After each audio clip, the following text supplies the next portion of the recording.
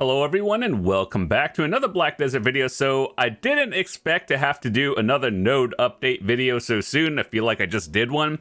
But with today's patch, as we all know, some of us got refunded contribution points simply because they reduced the cost of the houses in basically all the towns, and so it costs less, then they just gave everyone contribution point refunds as of today. So that's awesome. They also added a few nodes in the Ulukita area, and so I wanted to basically talk about what has changed and what I have chose. So I got 31 contribution points. I spent like an hour or so buying more workers and then just setting them up. So with that said, let's start with the new ones that we changed today. So we have some in the new area and in Ulukita. So before, we basically had nothing invested in Landed a Morning Light 2. Now we have a lot. This isn't particularly new, like that came out today, but with 31 contribution points, I felt like I had to do something with it, and these aren't bad. So let's talk about this. I invested into the town to get more workers, so these are actually very good to invest in, especially if you don't spend money. So what I'd recommend is getting the lodging for the important ones. So get 5 or 4 lodging here, another 3 here, and if you need more, just get those. But I had to invest in some of these simply because I do royal workshops, and this isn't new, it's just been going on.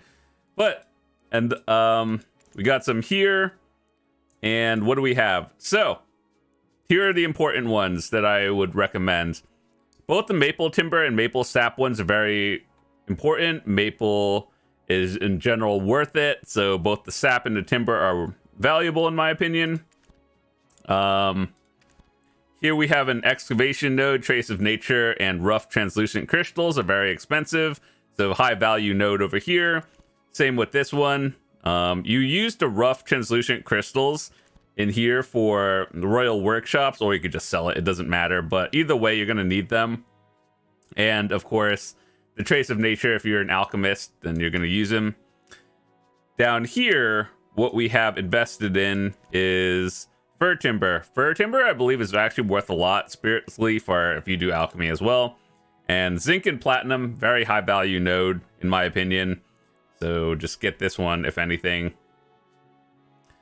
And let's see, double zinc over here as well. So it's probably going to crash the price of zinc in the future, but like platinum and zinc are actually high value nodes, believe it or not.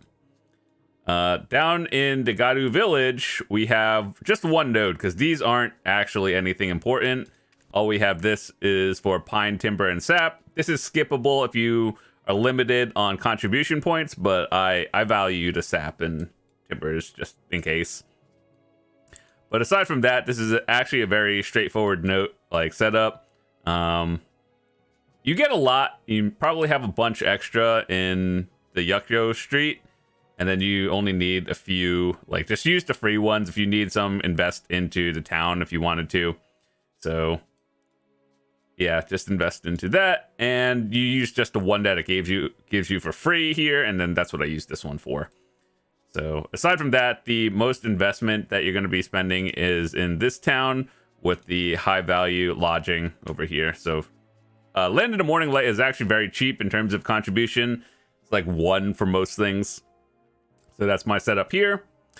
And the next thing we're going to talk about is down in the new Ulukita area. So one thing that's annoying is Velendir does not have houses or nodes connected. So if you want the important ones, like down here, you're gonna have to invest into Muzgar, which is, I guess, the main, I would consider this the main capital of Ulukita, because it just has everything. So yeah, you're gonna have to invest into towns in here because Velendir does not have houses you can invest in, which is kind of dumb. Maybe in the future, whenever they add new stuff, or in the future they'll add houses, but until then, here's what I have. This node over here, right next to town. Birch, timber, and sap is high value. I don't know if pine is particularly worth it, but I know birch is more value than pine. So whether you decide to invest into anything or not, I would do birch if you anything. Easterheed Highlands. They both have cedar timber, or cedar and white cedar timber.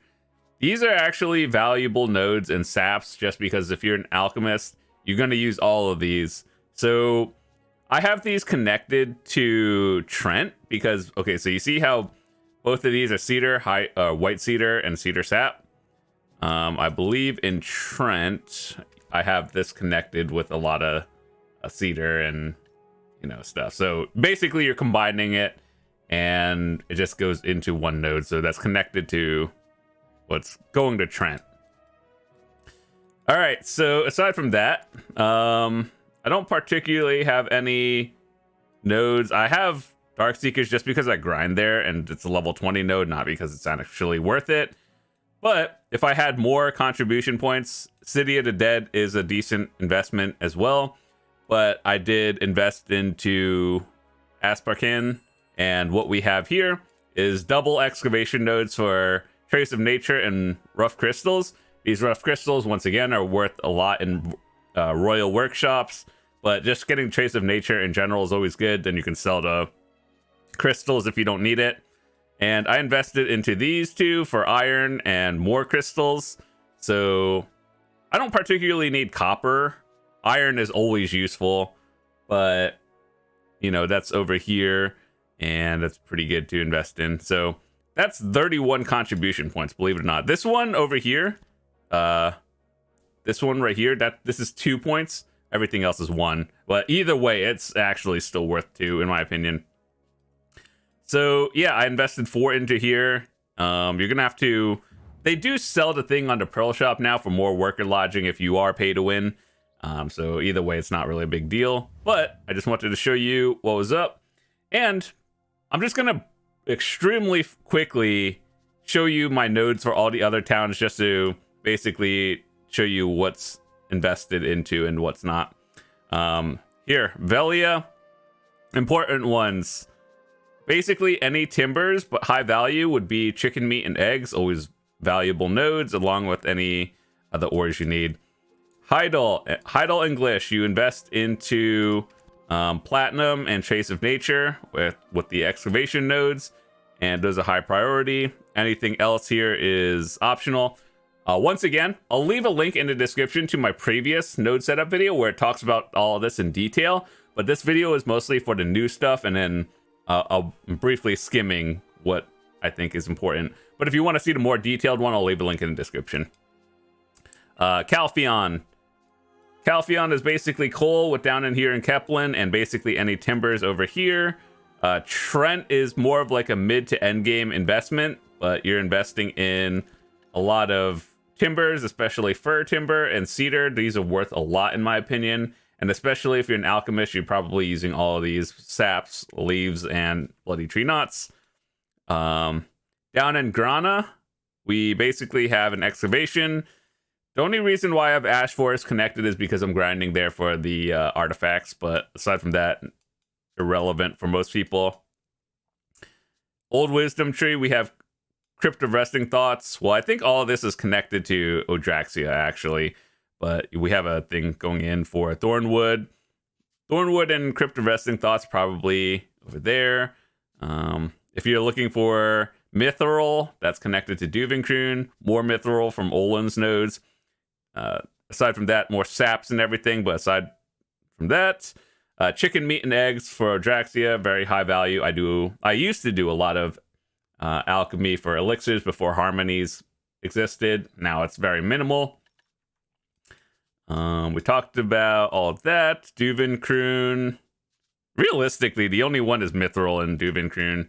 And if you invest into other things, it would probably be timbers over here.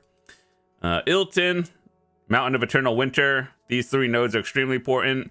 Jade Starlight Forest, very high value, just because rough jade and snowfield timbers are very high.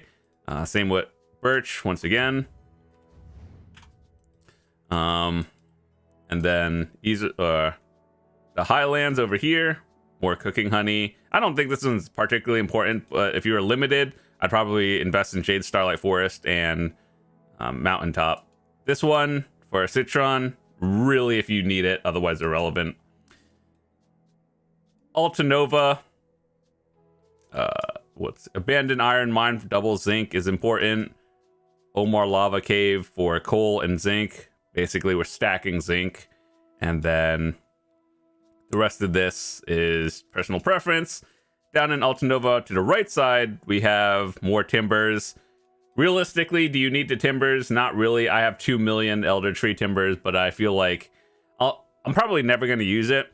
But if I was like, I want to push Guru 50 plus processing, this is literally how I'm going to do it. Just mass process timbers into plywoods, and they're probably never going to sell.